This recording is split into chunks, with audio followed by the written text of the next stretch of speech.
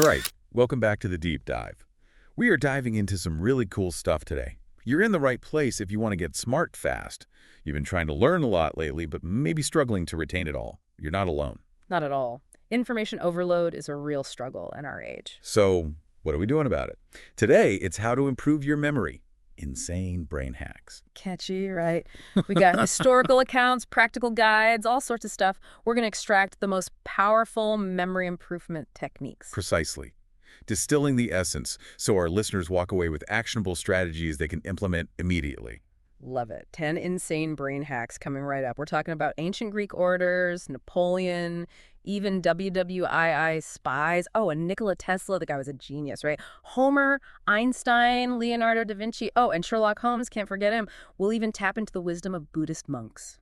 A truly diverse range of figures, each embodying unique approaches to memory mastery. It's going to be exciting to uncover what they have in common. Okay, so let's kick things off. Hack number one. We're going all the way back to ancient Greece for this one. It's called the method of loci, or the memory palace. Ah, yes. This one has quite the dramatic origin story, doesn't it? A vivid illustration of memory's power in a life-or-death scenario. Seriously, okay, picture this right. The Greek philosopher Simonides of Chios is at a banquet, a big party, when disaster strikes. The building collapses. It's chaos. A terrifying ordeal. But within that tragedy emerges a remarkable testament to the power of spatial memory. Exactly. Simonides is able to identify the victims, the people who, didn't make it, because he could remember exactly where everyone was sitting. Amazing. That's how the memory palace was born. Can you believe that Roman senators would use this same technique to give super long speeches without any notes? It's mind-boggling to consider the sheer volume of information they were able to retain and flawlessly deliver. And it speaks volumes about the effectiveness of this technique. It leverages our innate spatial memory, you see. It's an ability we've developed over millennia, crucial for survival, like finding our way back home or navigating unfamiliar terrain. Right, it's like an internal GPS system. Precisely. And the brilliance of the memory palace is that it essentially hijacks that pre-existing neural machinery for a different purpose, remembering anything. The hippocampus, a brain region crucial for memory, especially excels at processing spatial relationships. So we're essentially tapping into its inherent strength. Cool. So how does it actually work, practically speaking? Well, it's surprisingly straightforward, though it requires a bit of imagination. Imagine a place you know well, like your home. This becomes your palace. Now, mentally associate each room or specific landmark within that space with a piece of information you want to remember. Let's say you have a grocery list of 10 items. The first item, maybe it's milk, visualize that in your entryway. Maybe the carton is balancing precariously on your door handle. Second item, bread, that's in the living room, maybe it's sitting on the couch, growing mold. The third item, eggs, picture them piled up on your kitchen table, starting to crack. You get the idea. So later, when you need to remember the list, you just take a mental stroll through your house. Exactly. Each location serves as a trigger, a cue for the associated memory. The key is to make those associations as vivid and distinct as possible. Got it. Our listeners are probably thinking, what place should I use for my own memory palace? Their house, maybe they're old school. Exactly. I'd say start with a place you know intimately, a place you can easily visualize in your mind's eye. Okay, up next. Napoleon Bonaparte. The guy was a military genius and a memory master, too. He really was. He exemplifies our second insane brain hack, chunking. Chunking, okay. Napoleon was legendary for his ability to memorize entire battlefield layouts, troop movements, tactical maneuvers, all incredibly complex stuff. The key was he broke it all down into smaller, more digestible chunks. He's a master of organization, Yeah. both on the battlefield and in his own mind. Absolutely. Chunking essentially turns overwhelming complexity into manageable clarity by grouping individual pieces of information into larger units.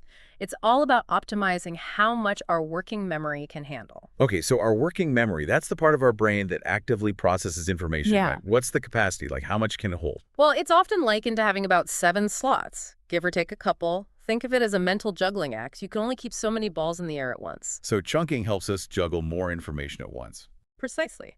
By grouping individual items into meaningful chunks, we essentially treat them as single units, freeing up space in our working memory. I'm starting to see how this works. Got any examples? Absolutely. Remember that long, seemingly random number from our source material? 1492177611789. Trying to memorize that as one long string is a nightmare. But if we chunk it into three meaningful units, 1492, 1776, 1789, suddenly it's much easier. Those are iconic historical dates. Columbus reaching America, Declaration of Independence, the start of the French Revolution. Oh, that's clever. So we're essentially piggybacking on existing knowledge. Exactly. We're imbuing those chunks with meaning, making them stickier in our memory. So for our listeners out there, think about how you can use this in your daily life. Phone numbers, grocery lists, credit card numbers. Don't try to memorize each individual digit. Group them up. Find patterns, create meaningful associations, turn those digits into memorable chunks. I love it. Okay, moving on. Hack number 3. We're going undercover for this one. Think WWII spies secret messages. The pressure is on. Indeed. In that world, reliable memory wasn't just an academic exercise. It was a matter of life and death. They needed techniques that worked flawlessly, even under extreme stress. Enter the PEG system. Okay, this one sounds a bit like a game. It can feel that way, actually. The core idea is to assign a distinct, easily visualized image to each number or letter. Like our source material gave a few simple examples, right? The number 1 is a candle, 2 is a swan with its curved neck, 3 is a trident with its 3 prongs. Okay, so you've got your pegs, these images. What do you do with them? Now, you create vivid mental stories that link those PEG images to the information you need to remember. So let's say the first item on your list is apple, and your PEG for 1 is a candle. Imagine a giant red apple balanced precariously on top of a lit candle, slowly melting the wax as it gets heavier. That's oddly specific, but I kind of like it. Right. The more distinctive and emotionally resonant the image, the stronger the memory. Humor, absurdity, those help. So if it's weird and a little bit funny, it sticks better. Got it. Listeners, I challenge you, try it out. Come up with your own images for numbers 1 through 10. Have those pegs ready to go. It's about creating a mental framework, a set of hooks onto which you can hang new information. Okay, moving on to hack number 4, and we are entering the realm of pure genius here. Nikola Tesla. A true visionary. His ability to visualize complex inventions entirely in his mind before building them, every single detail, is incredible. It's like he could see the future of technology. And this is where visualization comes in. Hack number 4. Exactly. Instead of passively reading facts or abstract concepts, try transforming them into vivid mental pictures. Engage your imagination. Make those pictures outlandish, funny, memorable. So how do you remember the letter E? Picture a giant elephant wearing sunglasses. Simple, but I bet you won't forget it. Precisely. It's about engaging different areas of your brain, making information less abstract, more concrete, more sticky. For you, the listener, try visualizing a concept you're struggling with. Turn it into a mental image. Bet it'll stick better that way. Okay, moving right along. Hack number 5. We're traveling back in time again. Ancient storytellers. Folks like Homer. They had incredible memories. Think about it. Epic poems like the Iliad and the Odyssey, those were massive narratives, complex characters, and they were preserved entirely through memory. No writing, just storytelling. The power of storytelling. And that leads us to, you guessed it, the storytelling technique. Humans are hardwired for stories. They captivate us, engage us, and most importantly, they make information memorable. So the hack is, turn whatever you want to remember into a story. Precisely. Make it personal, dramatic, add sensory details, the whole 9 yards. Imagine yourself as a character experiencing a historical event. What would you see? Feel. It suddenly becomes so much more real. Right, you're not just memorizing dates and names, you're living the story. Exactly. Stories provide structure, emotional resonance, context. All these make information more meaningful and thus easier to recall. Okay, time for a little mind shift. Hack number 6. We're getting a bit more conceptual here. The Feynman technique. Named after Richard Feynman, a brilliant physicist. Feynman was a champion of simplicity. He truly believed that if you couldn't explain something simply, you didn't really understand it. Like that famous Einstein quote, if you can't explain it to a 6-year-old, you don't understand it yourself. Exactly. And that's the heart of this technique. Challenge yourself to explain a new concept in the simplest way possible, as if you were teaching it to a child. So I'm studying quantum physics. To really get it, I need to explain it to my, imaginary 6-year-old niece. Precisely. And if you stumble, if you can't articulate it clearly, that means you need to go back and revisit the material. It's like a test of your own understanding. Listeners, give this a shot. Try explaining something you're learning to someone else or even to yourself in plain language. The act of simplifying, of striving for clarity, forces you to really grapple with the material and solidifies it in your long-term memory. Okay, next up, we're talking about a vital component of memory here. and that's sleep. Hack number 7, sleep and spaced repetition. We're giving a shout out to Leonardo da Vinci for this one. Da Vinci was known for his polyphasic sleep schedule, short naps throughout the day. Whether that directly boosted his memory, who knows? But spaced repetition is a proven winner. Okay, so maybe the Da Vinci nap thing is debatable, but spaced repetition, that's backed by science, right? Absolutely. Instead of cramming everything in one go, space out your learning. Review the information at progressively longer intervals. So how does that actually work? Why is spacing better than cramming? Well, when you learn something new, you're essentially forming a neural pathway, a memory trace in your brain. This initial trace is pretty fragile, but by revisiting the material after a short delay, say 24 hours, you reactivate and strengthen that pathway. Wait a bit longer, a few days, review again, then maybe a week, then a month. So it's like giving your brain a workout, a mental gym session. Exactly. Each review strengthens the memory trace, makes it more resistant to forgetting. And so much better than the stress of last-minute cramming. For you listeners, ditch the all-nighters and try spaced repetition. It's a more effective and, frankly, less stressful way to learn. Okay, hack number 8. We're bringing in the master of deduction himself, Sherlock Holmes. He could remember anything. Well, a fictional character, Holmes's methods, that intricate memory web he used to connect facts and observations, those were based on real techniques. The power of association. That's what we're talking about here. Precisely. Link new information to something you already know. The more vivid, the more unusual, even bizarre the association, the better. Our source material had a funny example. You meet someone named Mark. To remember, picture a giant check mark on their forehead. Right. Our brains love visual links. They're so much more memorable than plain text.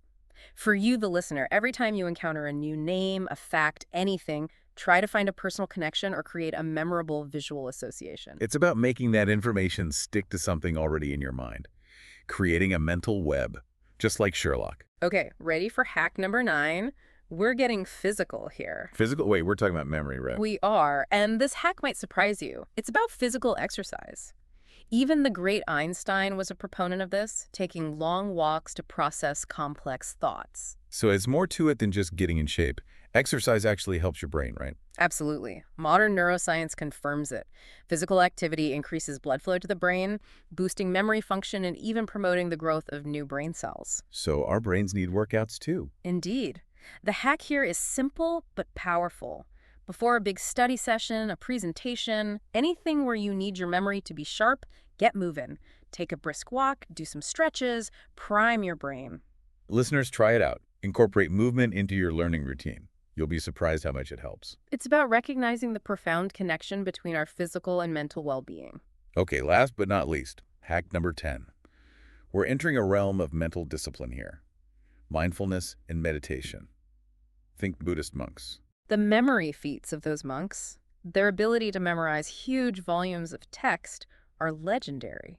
It suggests a level of mental control that can lead to what some people call a photographic memory. But that level of mastery takes years of training, right? It does.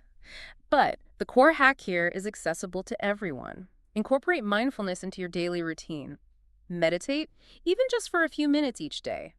The goal is to strengthen your attention and focus. Because let's face it, distractions are everywhere. They are. And mindfulness helps to quiet that mental noise, all those distractions that interfere with our ability to focus and learn.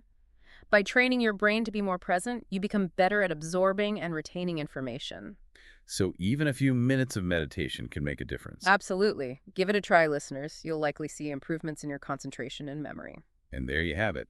10 insane brain hacks inspired by some of the most remarkable minds throughout history. And the takeaway here is that these individuals weren't born with supernatural memory abilities.